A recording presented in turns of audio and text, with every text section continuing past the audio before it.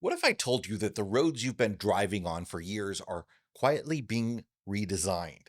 Not just resurfaced, but reimagined. And many of the changes are already here, all around us. From roundabouts to smarter lane markings to weird new interchanges, America's roads are changing. Have you noticed? I'm Jason Epperson, and this is RV Miles. Welcome back, everybody. Today we're taking a deep dive into our nation's roads, not just new pavement, but major infrastructure upgrades, technological redesigns, and more that have rolled out in the past 5 years or so. My goal is to walk you through what's different, where it's happening, and why it matters, because you're about to see this stuff everywhere, especially if you're behind the wheel. So buckle up, we're going to talk about roundabouts, diverging diamonds, sharp new striping, bike lanes, smart signals, and so much more. Let's start with the one that's obvious, the one that everybody knows about, the one you've seen a lot of, but you might not know how ubiquitous it's become. Roundabouts. Across the US, there are now over 11,000 roundabouts, up from 8,800 just a couple years ago. Why? Well, safety and flow for one, and cost for another. Converting a traditional intersection into a roundabout typically reduces injury crashes by some 72 to 80%, and total crashes by 35 to 47%. And fatalities, they're very rare at a properly built roundabout. But yeah, maybe they look weird until you get used to them. No traffic lights, just yield on entry, one-way circulation. A lot of people expect a red light or a stop sign, and then they find themselves navigating the curved entry lanes at low speeds. And that can be a problem for people in larger vehicles, semi trucks, and people towing a trailer behind them or an RV. Sometimes that right turn into a left turn can cause you to go up on curbs. Often, if it's a two-lane roundabout, it's very hard to keep into one of those lanes if you're towing something. You just have to go and hope everybody deals with you. The trick for everybody in a roundabout, though, is to slow down early, pick your gap, merge in, take your time, don't stop unless you absolutely must. But in small towns and suburbs, you're especially going to see the trend. I've got a new one just down the street from me here. I actually can't get my pickup truck completely around it if I want to go take a left turn. So I can imagine if I was towing something, it would be quite the problem. That's probably why this particular one is designed with just a curved center island so that if a delivery truck or something was coming through, they could just go right over it, I guess. And that's some of the weirdness with roundabouts. Some of them are different. Sometimes there's a right turn lane before you get to the roundabout that's separate, and you expect that you're going to turn right in the roundabout, but realize you should have been in that right turn lane. Or you were just trying to get as far right as possible to enter the roundabout, and you got in a turn lane when you thought you were going into the roundabout. There's a little bit of engineering weirdness that happens around the country, and hopefully they'll get a little bit more standardized. But in a lot of states, Department of Transportation engineers now just ask up front, is a roundabout feasible? Because the payoff is high, fewer conflict points, slower speeds, and better flow. But roundabouts are something we all know about. What about something else, something that you might not have seen before? Diverging diamond interchanges. You might take a double take on one if you haven't seen one before. It's an interchange where the two directions of surface traffic swap sides briefly. Left becomes right and right becomes left. If you've seen that, it's probably a diverging diamond. Nationwide, there's about 200 diverging diamonds, and they generally occur as an on-ramp to an interstate. The concept is that by shifting crossroad traffic to the opposite side before the freeway ramps, left turns onto and off the freeway no longer cross opposing traffic. That cuts conflict points nearly in half. Conflict points, again, are where you merge, essentially, where cars can hit each other because they have to merge together. In practical terms, that means fewer head-on and left turn crashes, simpler traffic signal phases, less delay for drivers. For example, in Missouri, after the state's first diverging diamond opened, I think it was actually the first one nationwide, left turn crashes dropped to zero in the first year at that interchange. Overall crashes nearly halved. And the fact that many diverging diamonds can be built without widening the overpass footprint makes them attractive to departments of transportation on tight budgets or constrained rights of way.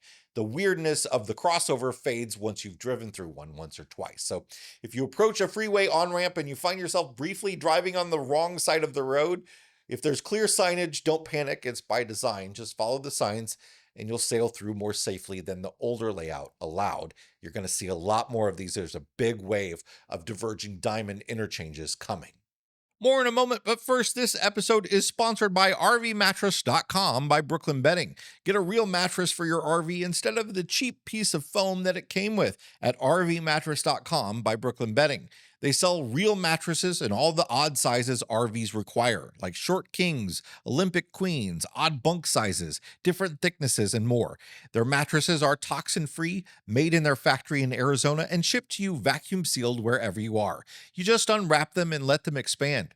They have a 120-night sleep trial, free shipping, and a limited lifetime warranty. But the best part is the RV Miles community gets 30% off, the best deal they ever offer, any day of the year with code RVMiles at rvmattress.com/RVMiles. That's rvmattress.com/RVMiles with code RVMiles at checkout for 30% off.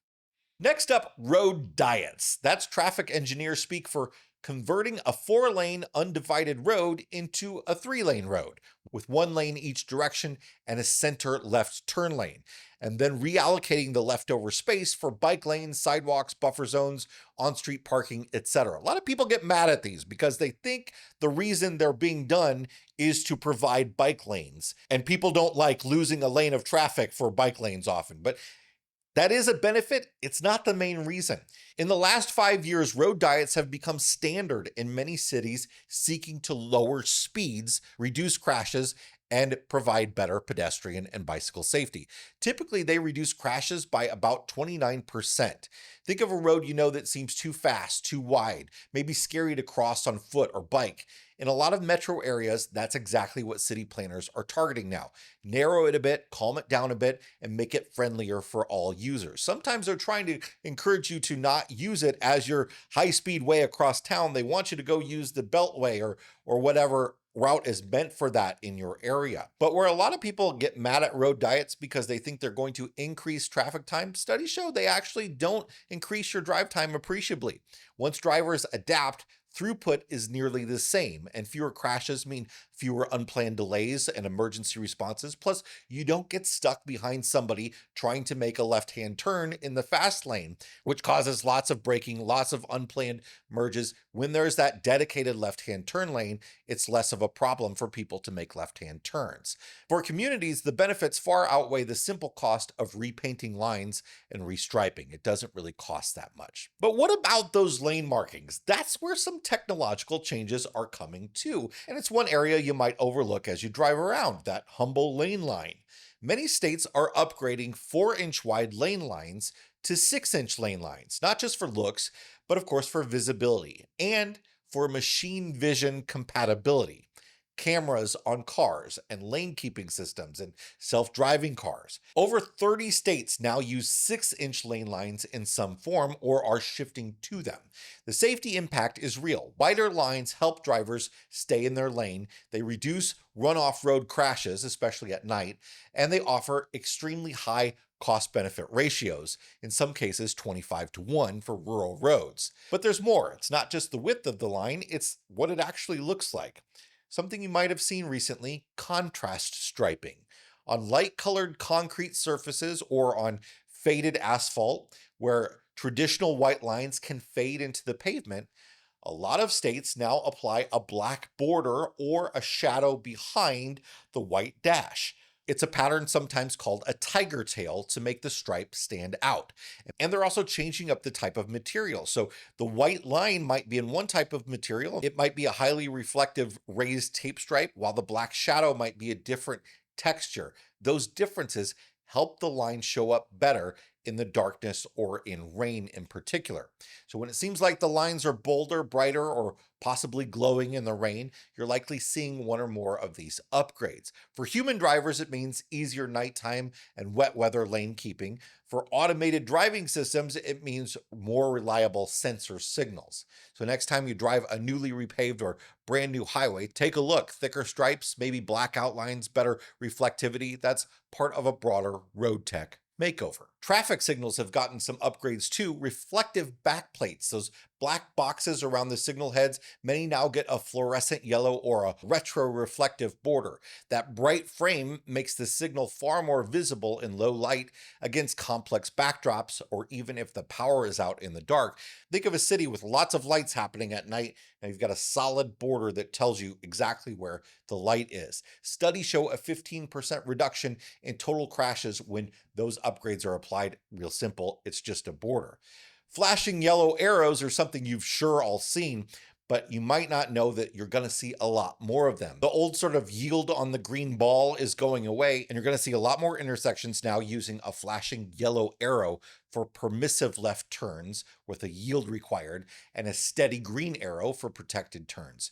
Drivers understand them more intuitively, and left turn crashes have dropped 24% in audited cases in intersections that have flashing yellow arrows.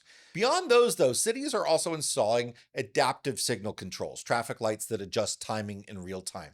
Those aren't new, they've been around for a long time. And there's pedestrian hybrid beacons, which are activated by people crossing. There's raised crosswalks and other smart intersection features. Those are all fewer and more localized, but they're growing fast as part of Vision Zero initiatives, which are intended to reduce traffic deaths down to zero, and other safe streets initiatives. A few more items worth noting: R-cuts, restricted crossing U-turns, also called J-turns or super streets. They're designed for rural divided highways. Side road traffic can't go straight or left through the main intersection. Instead, you turn right, then U-turn downstream.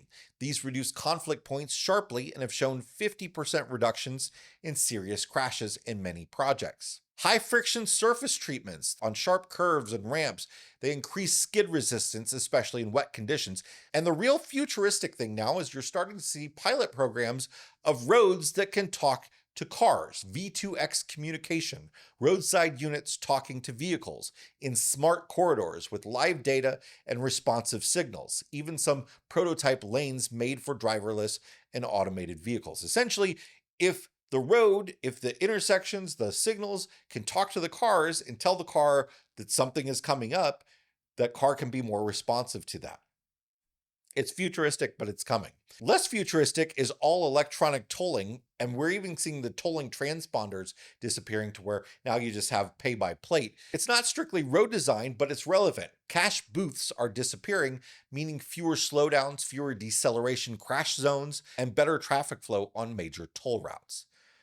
Many of these developments are still localized or in pilot stage, but they hint at what's coming. Roads that don't just passively sit there, but actively communicate with you, guide you, adjust to traffic and weather, and point you in the right direction intuitively with fewer crashes. As a driver or traveler, you might not notice the number of new diverging diamonds or road diets, and you might get annoyed because you might think, and maybe there's some truth to the fact that changes can cause people to drive differently, and they can surprise people with things that they don't expect, and they can cause some accidents in certain cases. But in the end, engineers believe they're making our roads safer, and studies back them up on that, and maybe even smoother and a little more predictable as well. So have you noticed any changes like this on the road ahead of you? New roundabouts, unfamiliar interchanges, bolder lane stripes, different traffic signal behavior. Well, now you know they're part of a nationwide shift.